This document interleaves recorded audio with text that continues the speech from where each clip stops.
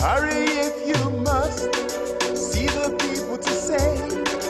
Hurry, there's a cost, don't worry, sail away. Mercies cause you're loved, blessings cause you're trained.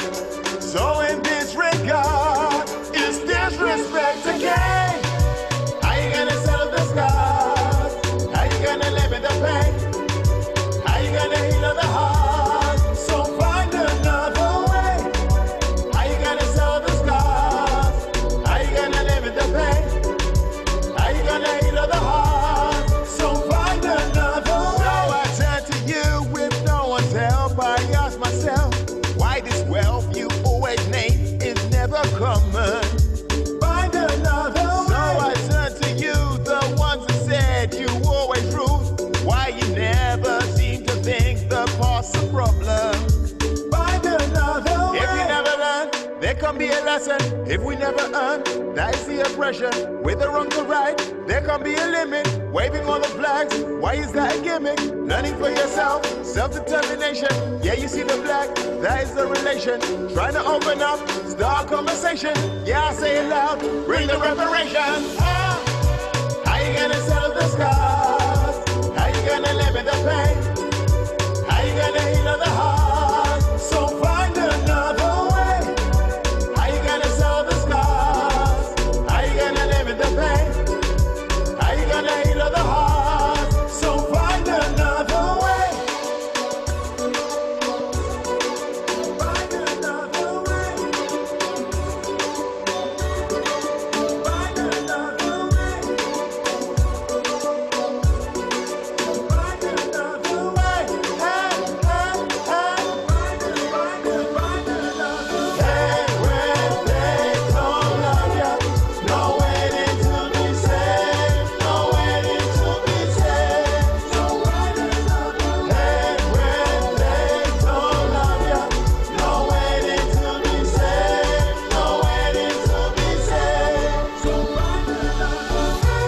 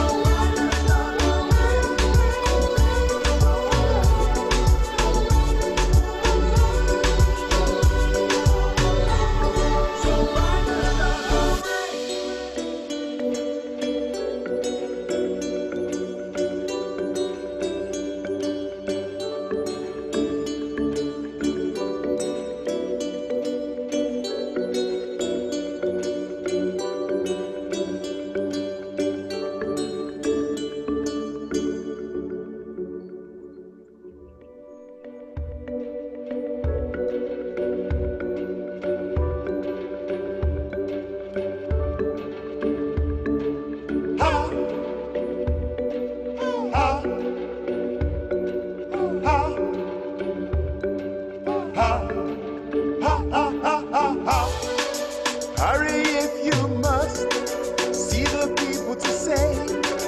Hurry, there's a cost, don't worry, sail away.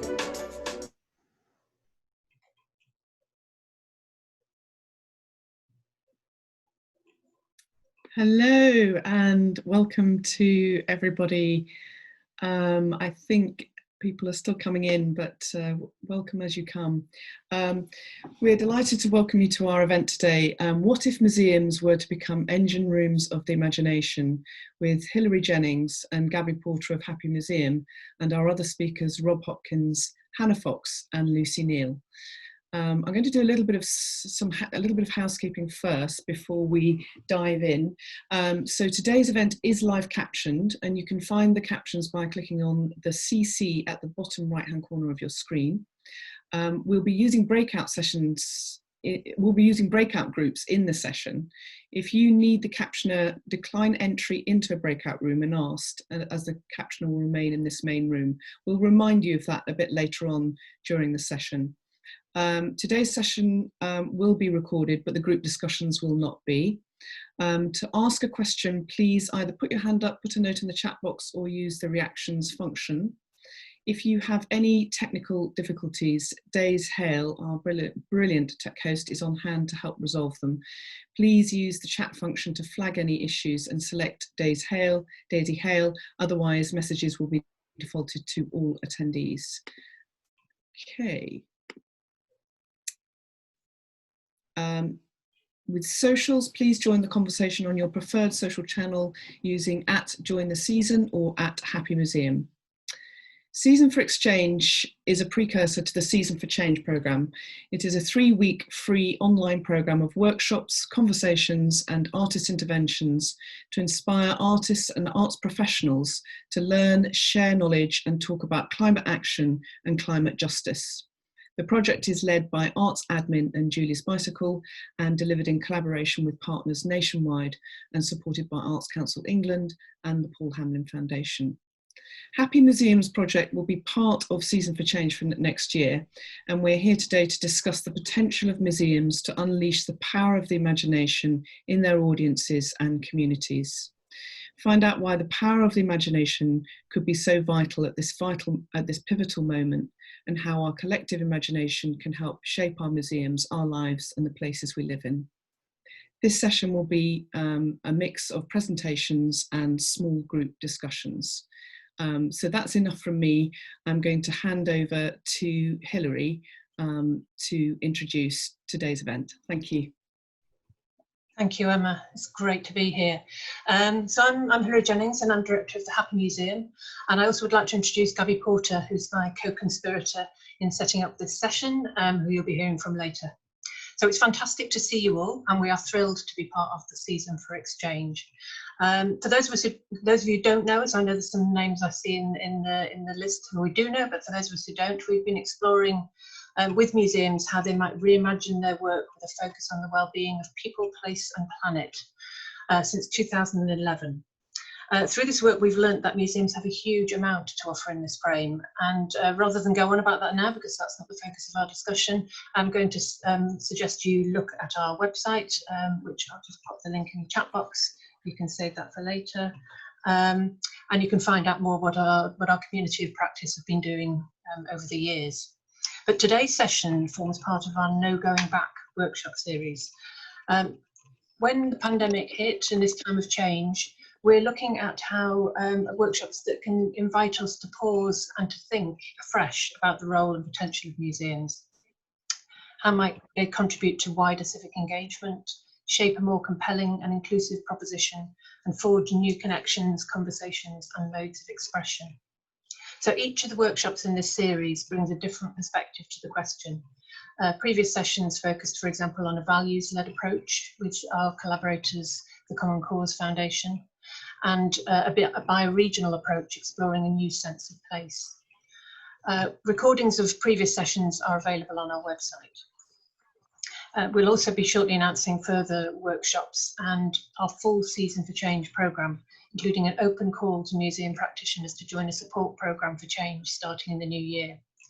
So for more information on these, if you'd like to either add your email to the chat box so we can save it, or if not, if you prefer not to share your email publicly, you can send it just to us directly on the email that I've popped in the chat box.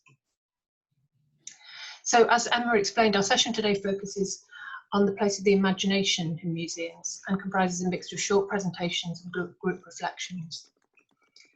So I'm delighted to invite our first speaker, Rob Hopkins, author of From What Is to What If, Unleashing the Power of the Imagination to Create the Future We Want. Rob, over to you. Wow, thank you very much. I'll just do that. Pom, pom, pom. That's not right. Okay, hello everybody. It's wonderful to be here with you all today. And I'm going to talk a little bit about exactly that, about imagination. And I want to just start by showing you this slightly skronky thing that I overlapped with something else today. But I like to think of where we are at the moment as being like standing on top of a mountain, that we are standing on top of this mountain and beneath our feet is more carbon, more plastic, more debt, more anxiety, more inequality than we've ever seen before. And our task is to figure out a way down off this mountain with great urgency.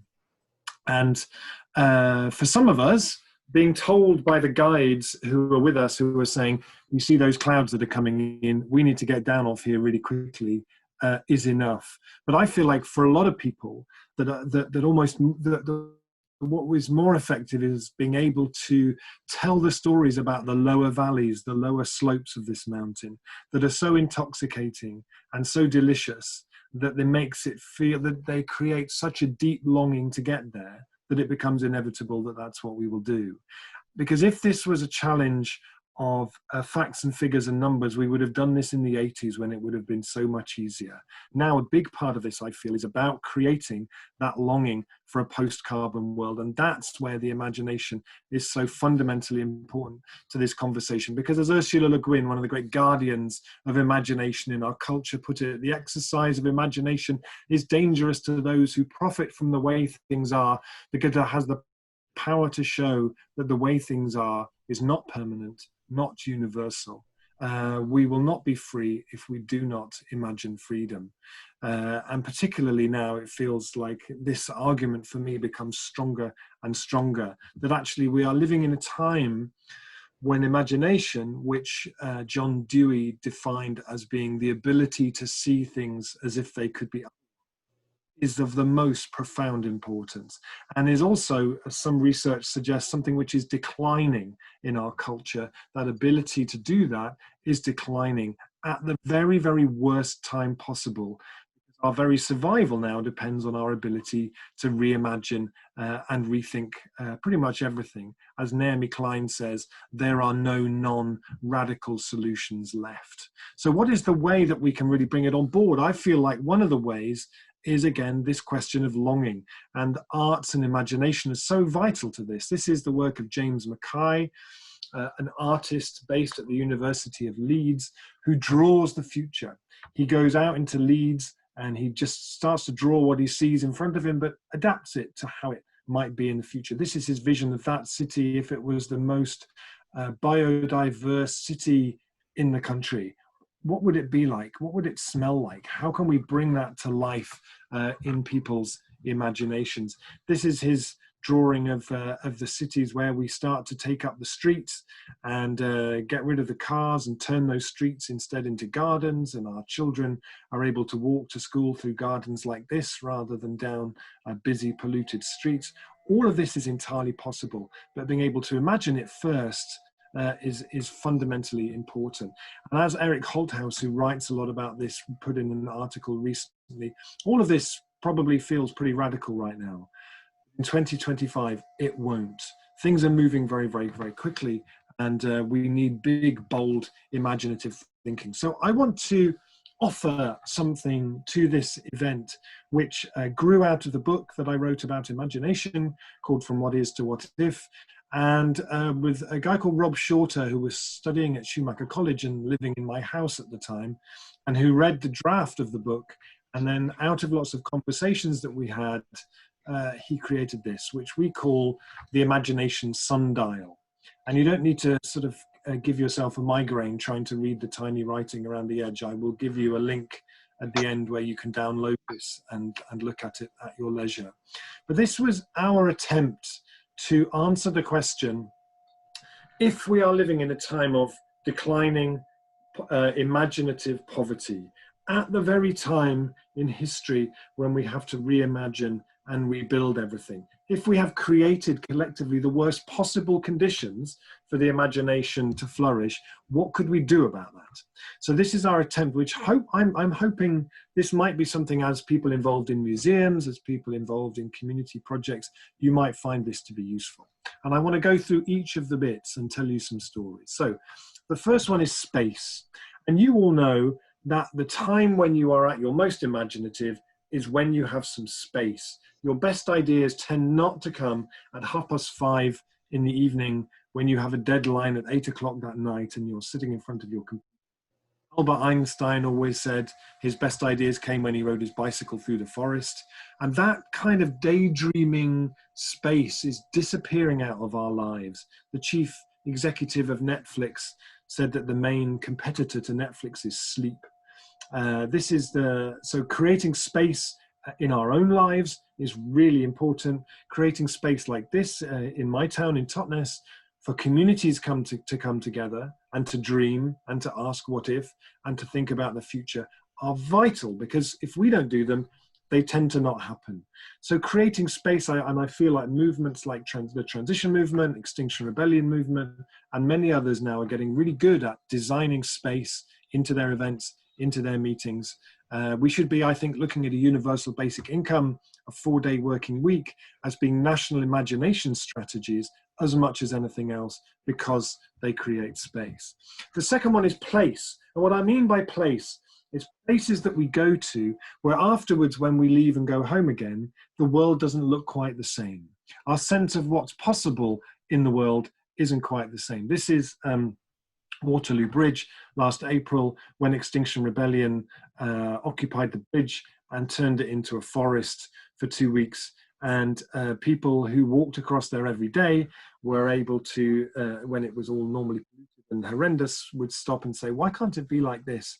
To experience for 2 weeks that bridge as a forest was a profoundly extraordinary thing, after which it's very hard to then go back to seeing that bridge in the same way. Creating these kind of places is really important. Places can also be literally a whole town or a whole city that you visit, and then afterwards when you go home, you again look at its possibilities in very different ways. This is a town in the northeast of France called Ungersheim, which is one of the most amazing examples of transition, where you see energy and food and economics all tied up together. They have the biggest solar farm in the region. They have the most amazing food garden that produces all the food for the local schools. They have a local currency called the radish. And there was a film that was made about it called What Are We Waiting For? That has been shown all over France and has had a real impact. And so many people visit there now just to get a taste of what the future could be like. Places like this really matter. And also art can have such a beautiful role in just doing things that give us a taste of how the future could be in a way that we don't expect. This is the work of an Austrian artist who just creates forests in unexpected places. I love this idea of what I like to think of as pop-up tomorrows, things that appear that we don't expect, that give us a taste of what the future could be like if we did everything that we could possibly do. Not a utopia, but the world that we could still create. And also in terms of places, I feel like architecture and design also has an enormous role. And I've always loved the work of Hundertwasser, the Austrian designer and architect, who believed, he said that in former times, painters painted houses. Today, painters have to invent houses, and the architects have to build after the painting, because there are no beautiful houses anymore. He designed, this is a hospital ward, a cancer ward that he designed in Vienna. And this was a housing development that he created, where he said that houses should also be forests. And he was given a commission to design it by Vienna City Council. And it said Vienna City Council did not turn to an architect, but to a dealer in happiness, passing him an order for a complex of happy space. The creation of space and how it affects us and how it affects our imagination is something that needs a lot more. The third one is practices. And what I mean by practices is things that we do together that sort of that invite our imagination. And the important thing, I think, to start off with here is the observation that imagination to a degree is a function of privilege. But if your basic needs for shelter and security and food and so on aren't being met, it's much, much harder to lead an imaginative life. And this is the part of our brain, the hippocampus, where the memory and the imagination fire from, which is the part of the brain that is particularly vulnerable to anxiety and stress and cortisol and anxiety, under which conditions it shrinks. And so I was curious to try and find somewhere that was intentionally setting out to rebuild the hippocampus, a kind of a campus for the hippocampus, if you like. And I went to Dundee to visit a project called Artangel, run by Rosalie Somerton here. They work with people with mental health problems, with burnout, stress. They say, when you walk through the door here, you're not an artist, you're not a client or a patient, you're an artist who is preparing work for an exhibition. And they put one on every year in the main gallery in Dundee.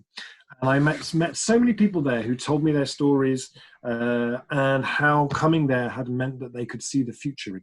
We are not starting, if we want to bring about a kind of a renaissance of the imagination across society, we are not starting from a level playing field. As she told me, there are many people who come here who've been through the mental health system and who lose the ability to make any decisions. And even just when they first arrive, choosing whether to use a red pencil or a blue pencil is an enormous thing for people. And every year at Artangel, to assess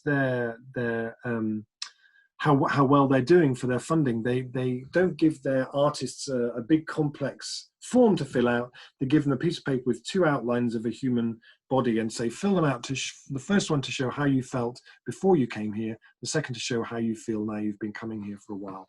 And I looked through a pile of them and it was very moving. And I just want to show you one, which I think, and when I look at this, I feel like if we are to be successful in the next 10 or 15 years in creating the low carbon society that we need to create, and we do it well, it's a transition that will feel like this.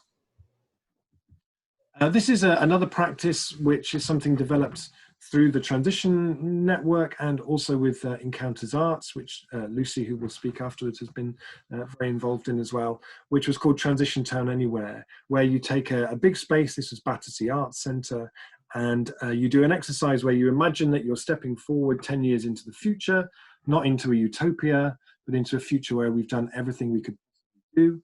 And then in that future, you then meet other people who share your interest in what you're going to do. And then you physically build it with cardboard and bamboo and string and sticky tape. And then you live in it and you inhabit it and you trade in it and you celebrate in it for 3 hours. And to be among 300 adults completely lost in the play world of their creation was just extraordinary. And the last time we did it, these 2 young men built the public transport system for Transition Town Anywhere, which might look to you like some chairs and some cardboard boxes. They could tell you everything about this, what it ran on, what colour the tickets were, where it went. And bringing the future alive and using play for that is really powerful. And I've loved during lockdown to see quite a few different groups now who've been using What If as a framing for how they start to think beyond COVID and how they think about addressing the climate and ecological emergency. This is a group in Northern Ireland who are doing some great work under the title of The Unexpected. Imbued in Cornwall, they produced a whole load of beautiful graphics based around what if car parks became play parks? What if birdsong drowned out the traffic? These the art of a good what if question, I think, is that it gives you a taste of something. It opens up a possibility and invites you to kind of step. What if there was a daily imagination lesson? And by the time they'd been doing these for a month, the last one I just thought was beautiful because they didn't even need to put all the words up. They just had an image which kind of went beyond and into more kind of what we long for and what a In Sweden, the Green Party did an election campaign where they used What If as well over images of things that already exist in their city, and which also feed into the touch into the stuff that actually goes deeper than that. The stuff that is more about contentment and happiness than about short-term pleasure. And I just love this taste of how our cities could be in the future. So we've done space and place and practices. The last one I want to share with you is PACT, which kind of touches into some of the stuff that Hannah will be talking about. For me, the idea of PACT came from the story of Bologna, where in Bologna they found there was a big gap opening up between the community and their levels of engagement and the municipality. So they created something called a Civic Imagination Office. And the Civic Imagination Office has 6 laboratories around the city. And what they do is they run big visioning exercises, open space and so on. And when the community comes up with a good idea, they say to them, that's a great idea. Okay, how are we going to make that happen? We can offer this, this, this, and this. You can offer that and that? Good. Let's make a pact. And in the last 5 years in Bologna, they've made 500 pacts that range from small gardens on streets up to turning an old office block into a school to train young people as classical musicians. In a time and in a culture where imagination is so used to feeling marginalized and disrespected and humiliated, to create the approach where we invite the imagination, facilitate it well, and then meet it in the middle is really, really fundamentally important, I think. So that's what I wanted to share with you.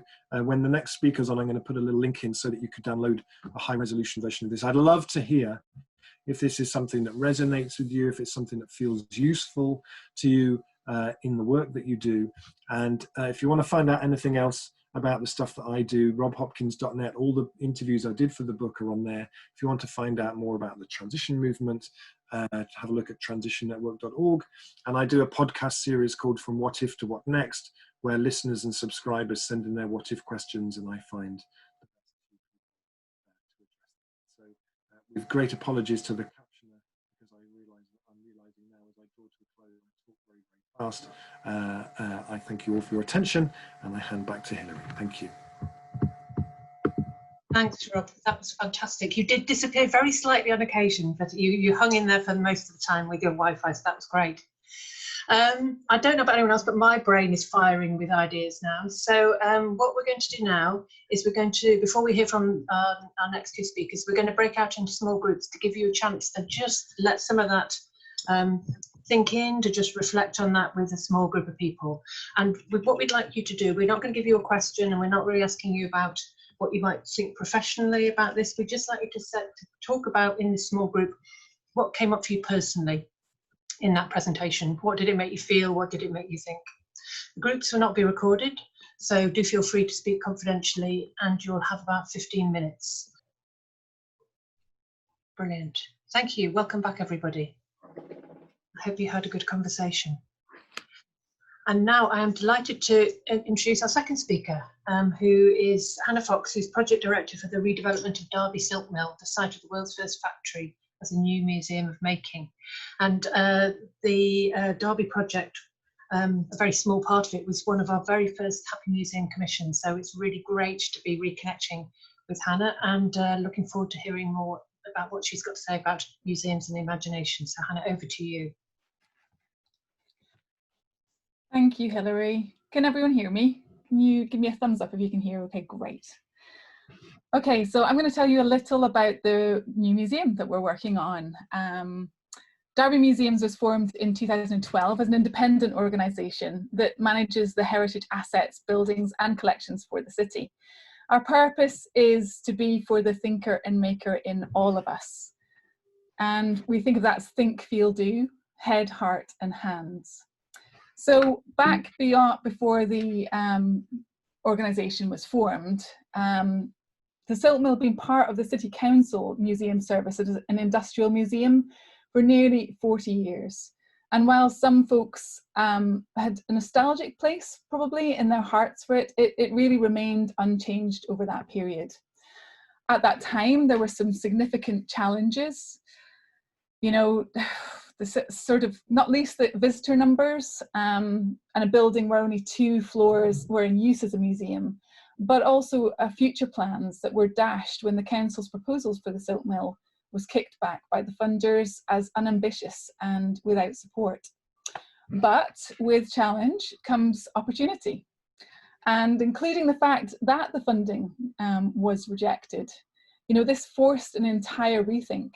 New leadership was recruited and plans formed for this new independent organisation, and the museum was closed to divert the funds to support that new move into trust. And while that was painful for many folks who worried about change and about the building being lost as a city icon, the closure did create space for change to happen. And it was at that point that I was engaged to help devise a new future for the Silk Mill. I was to bring a new way of thinking and working, human-centred and co-produced, and so could come at this with a new angle of an open-ended future, undefined yet, and open to possibilities. We began by opening the conversation up with our communities and stakeholders, starting from a point of, if anything was possible, what could we do here? asking what are your desires and needs and what's going on in your lives? What are your aspirations and what are the barriers? And people told us. In our first weekend, which we called Shaping the Vision, over 800 people came in and shared their thoughts, their challenges and their ideas. And they did more than that. They helped test those ideas over the coming months and years. Over the first 18 months, we did over 100 activities, engaging over 30,000 people in a closed museum, trying out new things and building relationships, pooling our skills and resources, and experimenting and exploring what we need this to be. We also rediscovered stories through the centuries, often told through our collections, like the work of Joseph Wright, stories of experimentation, of engineering, of art, of world-changing ideas that's led from the Silk Mill as the site of the world's first factory, to the railways, to Lara Croft and to digital technologies, and to Derby standing as a leading city of innovation in the UK. But with that too, we discovered that school attainment in Derby had continued to decline, and Derby had been identified as one of the most challenged cities across England when it comes to social mobility. People are not being employed into these skilled industries, and we're having to import those skills and aspirations. We asked ourselves these questions. How might we create a place that represents and embodies these stories so they're relevant and useful to Derby and its citizens? And how might we use the making of a museum as an opportunity to experiment, to involve and enrich? We threw up lots of ideas into the mix, and the strongest one at that time formed the basis of a project called Remake. The idea for this was to prototype the museum by stripping out the ground floor and refitting it, but rather than doing it behind closed doors, do it in collaboration with our visitors and communities. Let's go back in there. With architects and makers and residents, we refurbished the ground floor space and we stripped it back to its bare materials. We fitted out workshops for all types of making, from traditional techniques to digital making, and we created a project lab space effectively for experimentation and the imagination. We opened up conversations about our objects, expanding our knowledge, not only looking at the facts, but the emotional and social responses. How do they make us feel? What memories or connections do they provoke? And working with a wide range of people to open the doors to museum practice, seeking their input and their challenges as to what is important. We found out by prototyping, low cost opens new skills, the fact that we can make mistakes and it's okay, we will adapt and we will change. And people got involved in all aspects of this, many of whom had either never visited the museums before or very rarely came to the Silk Mill beforehand. They contributed thousands of hours, from unskilled to highly skilled, and the site of the world's first factory became a place of manufacturing once more. So by the end of 2014, we'd created a prototype museum effectively, where we could deliver pilot exhibitions, conferences, programs. And we redefined the question: how might we use the making of the Museum of Making to engage people's heads, hearts and hands, empowering them to see them as themselves as 21st century makers, creators and innovators. We created project principles driven by these concepts and ideas, inspired by the makers of the past, so celebrating and harnessing our making heritage through rich stories and 100% access to the collections, made by the makers of today, working in collaboration with our communities and our partners to develop new skills and make a museum together, and empowering the makers of the future, building aspirations and positively addressing the skills gap in the region. We had enough evidence and clarity of direction to submit stage 1 applications to funders for a new Museum of Making. And we couldn't tell the funders what it was going to look like yet, because we don't know. We're co-designing it, but we could tell them how we were going to do it and why. And the funders supported us with funding to expand the team and co-produce the full concept through to the next phase, Reimagine. In this phase, thousands of people actively took part in co-producing the concept, with nearly 200 events and activities. Based on our project principles, they did everything from cleaning and prepping collections, exploring programming themes, trialing business concepts. I'd say it took really brave architects, designers, partners and volunteers to jump in with us on this process and co-produce a business plan, an architectural and exhibition design concepts, interpretation strategies, through asking lots of questions and then prototyping the ideas that emerged. And these ideas are no one person or company's ideas. They're ideas driven by the imagination and the expertise and the knowledge and the needs and desires of our communities and partners, projecting in the city as an inspiring civic space and a civic asset, with collections everywhere and displayed flexibly with people involved in making them on site in our workshops. The idea then is for a multifunctional museum and civic space where not only can you understand our making history, you can be part of making your own history through the programs, in the workshops on site, or through the co-working facilities where you can start your business and have an incredible archive to draw your ideas and inspiration from. The funders said yes at the end of our development stage and awarded over £17 million towards the project. And the capital programme is nearing its end. Yay! And our communities have been part of making it throughout. In the latest phase, preparing collections, cleaning 11,000 bricks for reuse in the museum, researching interpretation and winching a 7-ton engine into place, starring in new works of art, building exhibition cases, and everything in between. And when it opens in 2021, it isn't the end or even the beginning, it's the next phase of this, as somewhere to seek inspiration and develop the knowledge and relationships to make ideas real and to help meet the future challenges, and also to make the most of opportunities, somewhere to think, feel and do. Now this all sounds great, but it hasn't been easy, the road's not been smooth. We have had to challenge our own perceptions of what museums are and be open to challenge, and to share a little of what we have learned.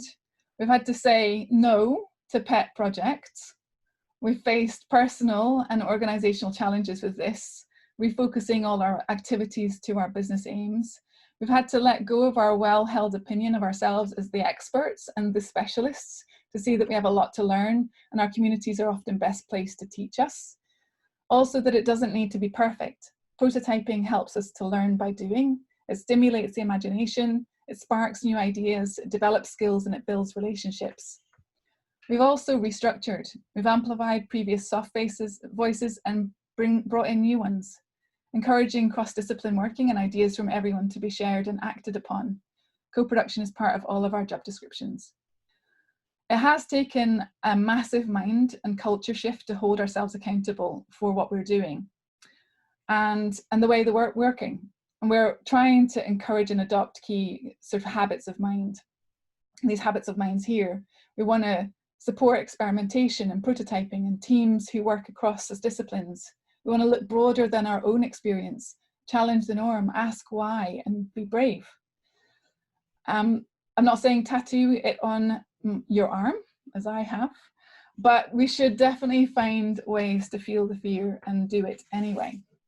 And finally, we want to use our unique qualities as trusted civic spaces to build mutual relationships with people and create spaces for imagination, conversations and ideas, places that are responsive to people's needs and desires, where we can think, feel and do, all of us, head, heart and hands, and support the thinker and the maker in us all. Thank you. Thank you, Hannah. Thank you, that's brilliant. That was such an inspiring story of what you can do or what can be achieved. And well, what happens really when you start with an openness, an open space, an open question, an openness to people's ideas. So thank you so much for that. I'm going to hand over now to our third and final speaker, Lucy Neal, who is a writer, theatre maker and author of Playing for Time, Making Art as if the World Matters. Lucy, over to you. Thank you. Hello, everybody. I was going to approach the question of imagination through the simple concept of our each own practice. That whether we have jobs, whether we're employed, whether we hold particular formal roles, whether we're freelance, whether we're volunteers, whether we're community activists, citizens, makers, designers, curators, but that to hold this very simple frame in mind about the practice you are developing for yourself is absolutely true to you, and that in a very unstable world, it can become something of a constant in that it can change its form, but it can hold its intention and purpose, and it's always in the making. And that with this discipline of a practice, you can rehearse and rehearse and rehearse, and always every day be acting as if that the future you want to see can come about, so that your own practice is embodying an attitude towards the future. So with that in mind, I was just going to talk through 2 projects that are sort of central to my own practice, but I would like you to bear in mind the thinking about you and your own practice as we go. So I'm going to share my screen now.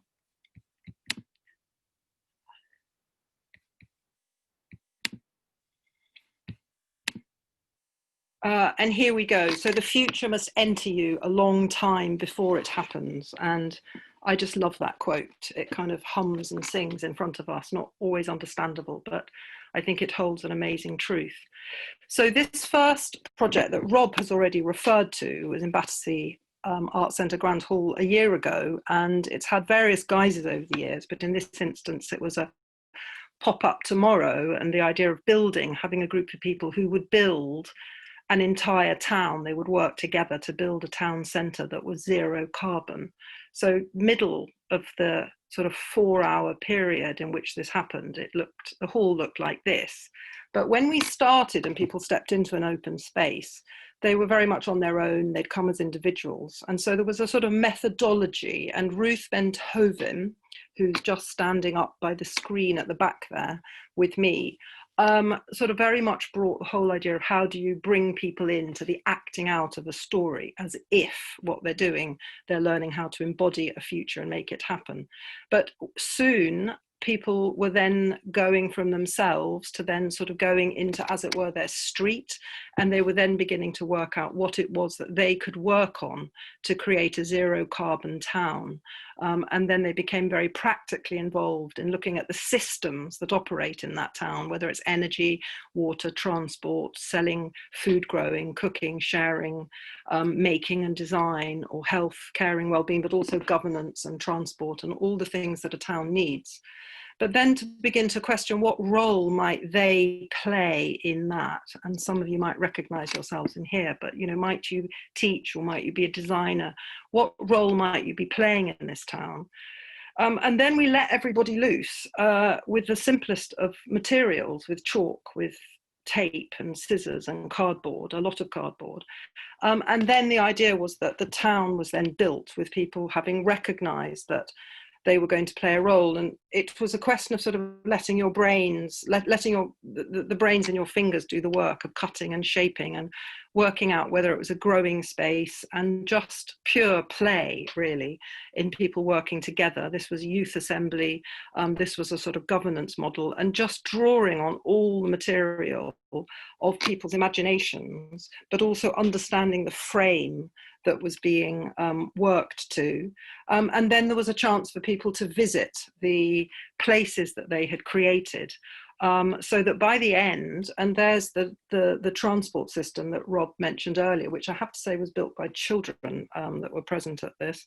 There was a moment of reflection about what our pop-up tomorrow, what our zero carbon town, what we had learned from that experience of embodying it and playing for it. And then having entered into the hall, we then retreated. And this is at the end when we're sort of saying goodbye, a rather moving moment when we had created this.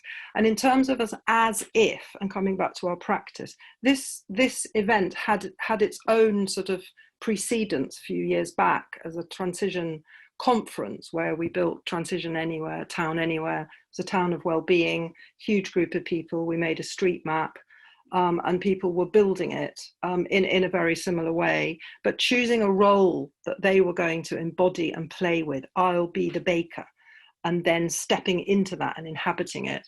And that itself went back several years beforehand when we made this energy descent action plan for the Town Anywhere, which was back in 2009. So these are ways in which we can hold space, and we can create the chance for people to play and imagine and step into the creation of a future. But I now want to relay this to something that's happening where I live in southwest London in Tooting, and a project called Forever Fish Ponds. And I realized, putting this story together a bit, sort of thinking about museums and how in order to create a future, we can also in the present sort of create a history for that future as we go. So Fish Ponds Fields is a playing field right in the middle of Tooting. And there's not much green space in Tooting. So the idea, it's currently locked, it's a playing field. And Hilary and I and many others began something to question, why is this space not open to a local community? Why does it have to stay a sports pitch and be closed? Years back, it had moats and water. There's a river that runs close by. In medieval times, it actually had fish ponds, hence its name. But it's locked. It's locked today. It's only open when there are sports pitches. So we asked the local community to come together to begin to imagine what could happen on Fish Ponds Fields. And we held a day earlier this year when we asked people just to conjure in their imaginations together. Could we grow food? How would children play? We could play cricket. We could grow an orchard. And these were some of the sort of wealth of just the simplest ideas, but they were so rich and so full of what these fields could have in them when they were not locked. And we said, you know, what if it was open to all forever? And this conjuring with reimagining it and it being forever. Recognising during COVID the lack of green space, the council did in fact say that they recognised there was so little green space in the heart of Tooting. They opened it over the summer. So over the summer, people had this phenomenal, joyous chance to pick blackberries and to lie on the grass and just under the big sky. And we, as a Forever Fish Ponds growing group, we then held 2 picnics to ask people to continue the sort of rolling history of let's imagine, you know, what do the fields have? What do they not have? Tell us a story. And again, we got this kind of incredibly rich layering of possibility of being in the natural world, of outdoor learning, of people growing their own food. But we've now come to the point where we have to distill that and work with our local authority. So we're now at that kind of key point of where does our conjuring and imagining actually meet the hard graft of changing the way a council kind of comes to a place. So we're about to go into a council meeting. We've done this very thorough document going to the Community Services and Open Spaces meeting in a couple of weeks' time. And essentially the imagining has shaped itself into demands that the fields have local engagement and the communities involved. The other day we decided to book the fields ourselves, which was just a sort of small lateral moment where we thought, well, we can book them. So we asked people in for a half-term free play special when people could just have a run around and kick around. But at the last minute, COVID was used as an excuse to prevent us doing that, even though the space is 9 acres, and a police van was sent to disperse anyone that came along. So we did have this extraordinary moment of the lock gates remaining and the children and the young people in the background playing all the same, but on the street because the gate was locked. And we had to sort of continue our story about Forever Fish Ponds working to open the fields year round through a locked gate. But, and this is the really interesting point, is that at our big imagining, this picture here has 4, no less than 4, 2 Tory councillors and 2 Labour councillors. They were at our imagining, and we cannot really know what was seeded in that process of their coming, and in fact inviting a community response. We may get a very cold response on November the 18th, but we cannot know. But there's no question that we've sort of sent these sort of flying fish kites into the air locally and gathering this imagining locally about, yes, why do we have to have a locked gate to a 9-acre space at the heart of Tooting? And again, sort of going backwards, there were precedents to that event. We've laid down the imagining that the fields have seen other things in the past. This was a slightly bonkers event we did called the Tour de Tooting, which celebrated people's wheels, went through the streets of Tooting, and we ended up on Fish Ponds Field. It was a one-off, but it still created these experiences and images where people celebrated and convened and came together. And that too went back several years to a carnival that we held in Tooting, where we created this phenomenal procession, and again we ended up on Fishponds Fields. So nobody can take these experiences away for us, and they help to kind of breathe possibility into this long-term idea that forever Fishponds, a piece of land, should be forever, and it belongs to the public, and it should belong to the public forever. So that is part of my own practice in holding these spaces and conjuring possibility and breathing a future into something which feels so locked, like a locked gate, but if one comes at it laterally with a sort of daily application. And that's really what I wanted people to think about, in terms of it is your practice that can apply this, as Rob referred to, a deep longing for how things can be, but it's a discipline in our own lives that we can adopt, whatever our own particular practice is. So I shall stop sharing now.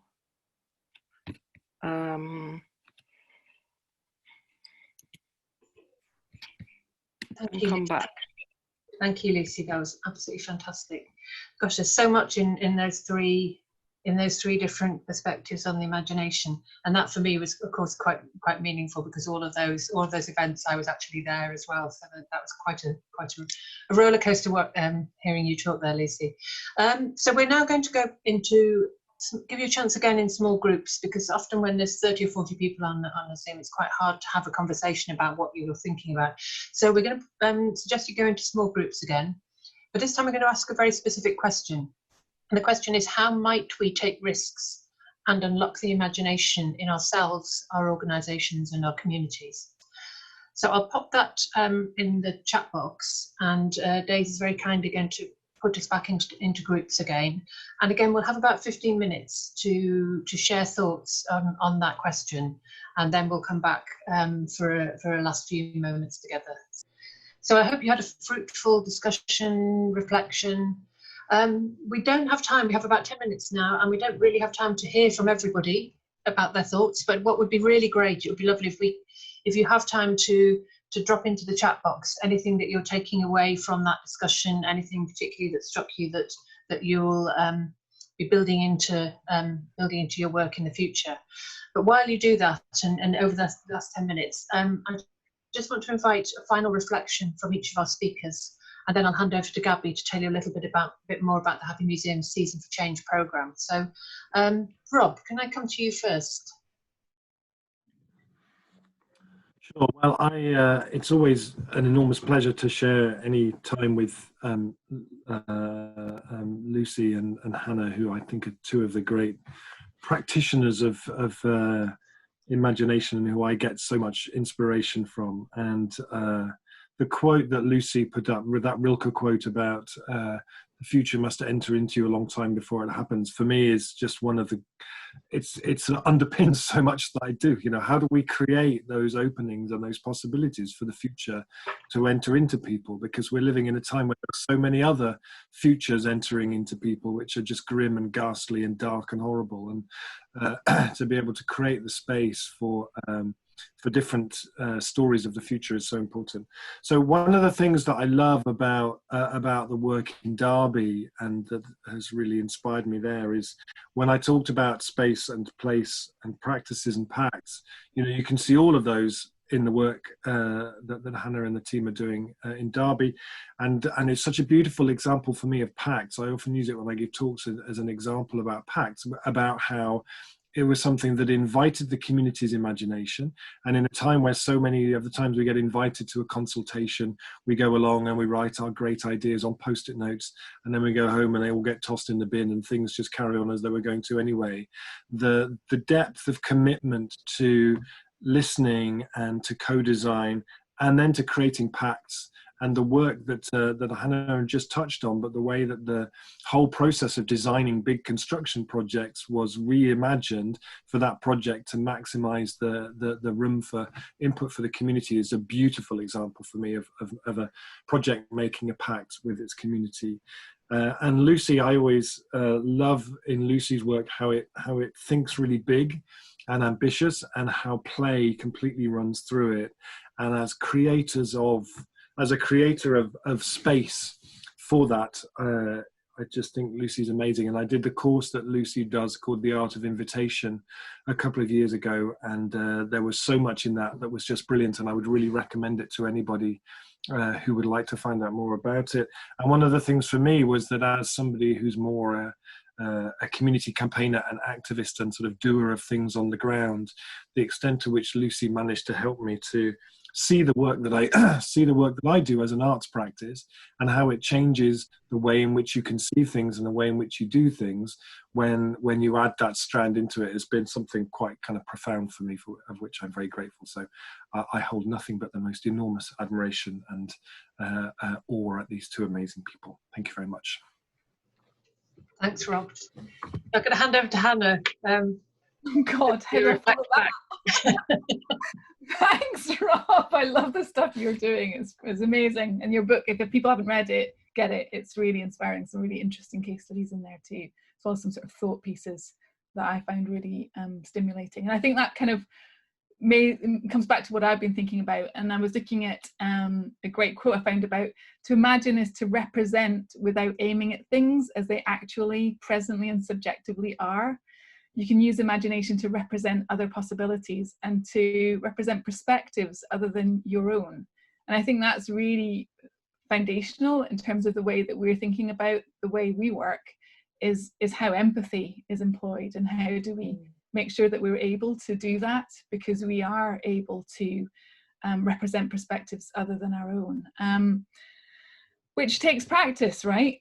And as we grow up and we reference our experiences as adults and what we've seen or what we've heard, we fall back into what we know. So sometimes it's really difficult to allow our imagination to fly. And I guess one of the things that we found really interesting, and I want to see how we can adopt it and make it something that's an adult program, although it involves adults, is using the loose parts play approach. And if you haven't looked at that, have a look. Loose parts play, which is a label given to a collection of natural or man-made materials that can be used to expand upon children's play. And it's basically about putting no function or goal to these materials, but presenting them. And it was originated by an architect called Simon Nicholson in 1972, who talks about that open-ended possibility. And we've used it in family programs to just kind of present that and sort of say, what should we do here? And the stuff that comes out of that is really incredible. And you see the adults getting really, really engaged and excited about it, where they thought they were coming into a toddler session or a young person session. Actually, that family-based experience, and that something that we can share together. And I'm wondering where we create the space for that as adults, right, in our own houses and our own spaces, or even to facilitate that, to encourage our imagination to it needs to be exercised. It's a muscle that needs to be developed and utilized. So I guess I'm just putting that out there as something to consider in our own lives, and maybe in the things that we have the ability to support for others.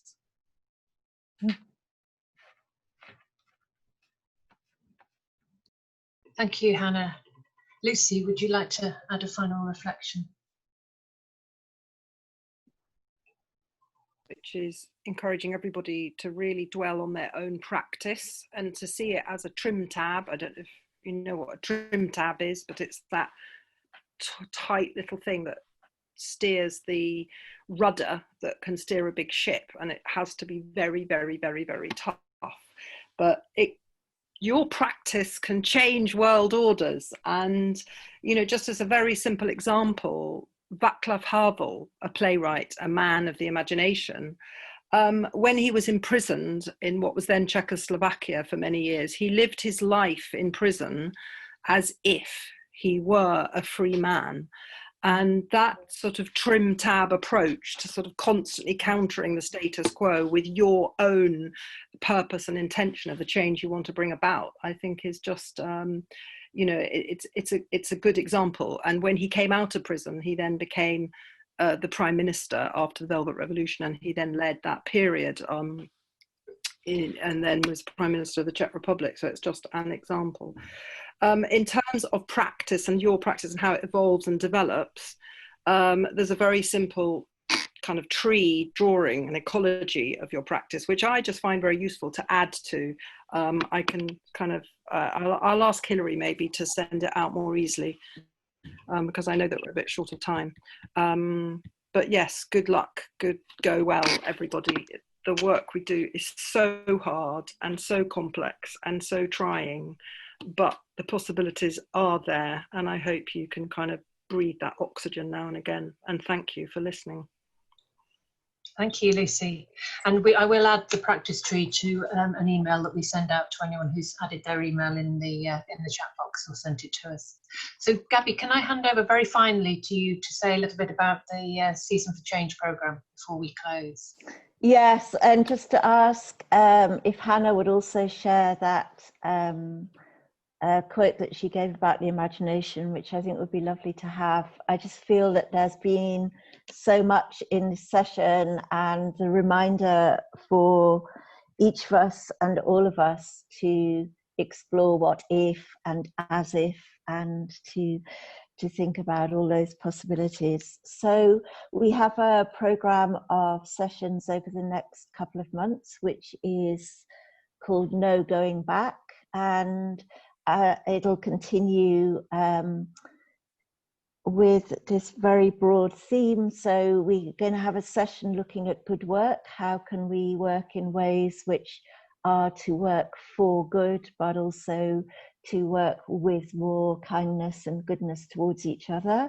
A session on moving from footfall to footprint, and how can we have more meaningful measures of the role of museums and cultural organisations in our communities.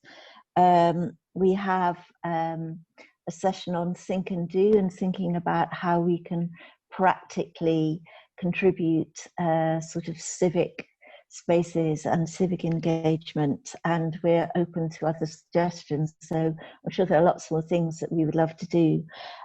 Just to remind you again, if you haven't already done so and you would like to hear directly from Happy Museum, if you could put your email address into the chat box now, or else send it directly to us at happymuseumproject@gmail.com. And just want to thank you all so much for being here, and hope that there are things that you can just kind of begin to gestate over the weekend to inspire and ignite your imagination. And I'm just going to very briefly hand over to Emma now, hand back to Emma, just to briefly mention again the Season for Change. Hi, thanks, Gabby. Thank you, everyone. What a brilliant event. It's been really inspiring and thought-provoking, and excited that there's more, obviously there's more to come with Happy Museum. This is the last event in our second week of Season for Exchange. Next week is our final week. For those of you who don't know, the Season for Exchange is a program of online events. And next week on Monday, we have an event, Social Transformations, which is a conversation between a social scientist and artists. On Thursday, we have a very interesting event on sustainable cities. And on Friday, it is the Green Awards and Season for Exchange finale, which will be a mixture of an award ceremony, but also some artists' contributions. So Season for Change itself is a UK-wide cultural programme inspiring urgent and inclusive action on climate change. So please sign up for our newsletter and mailing list to keep up to date on the programme.